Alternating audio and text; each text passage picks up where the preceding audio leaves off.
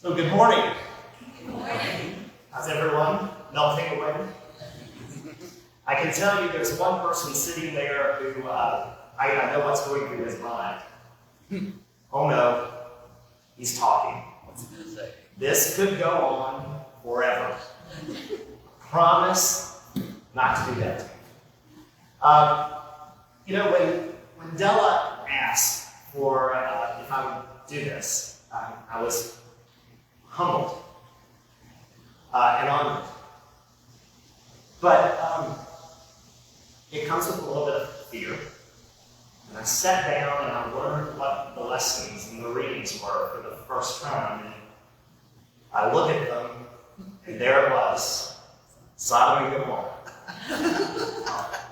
Oh dear, this is going to be fun. This is going to be a good one. But then I started thinking about Della and what she's doing, the trip she's on right now, and the story she's shared with us over the past few weeks.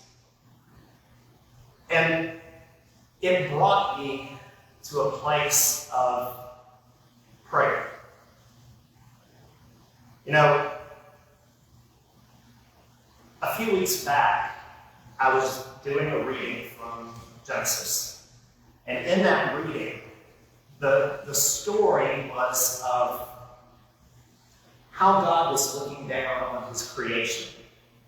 And he was awed by the growth that the people had brought to this creation. The way they were building things, the way they were communicating to one another, and the gifts that they were giving to one another. And he decided to move them, disperse them to the centers of the corners of the earth, and for each of them to have their own language. And when I first read that reading, the story came to me, and it was that story of the Almighty God. That story of power. You know, that story that kind of unsettled me a little bit about this person, this being. And then I realized that with a subtle change of inflection, the entire premise of that story would change. By simply pausing, softening the word, the story becomes less about power and might and more about education. They're doing great, but they're not reaching their potential because there is no diversity. There is no need for inclusion. There is no need for those discussions that are going to challenge your mind, and your body, and your soul. And all of a sudden, the power of inflection brings about with it a place of prayer and meditation. You know, when these words were written, they were stories that were told. And inflection was the key. And the inflection itself could build that actual separation. It's a powerful thing, a powerful sentiment, particularly when I turn on the news and I hear these stories. And I suddenly become aware that I turn on the news channel that I'm most comfortable with. And I listen to those words. But if I pray, and I do as today's lessons ask, or I ask that question, what do I say? I might be missing it. Perhaps instead of saying, what do I say? Or how do I say it? Perhaps I should say, what am I hearing? Instead of what's coming out of my mouth, what's going into my ears? What smells are coming through my nose? What do I touch? What's around me?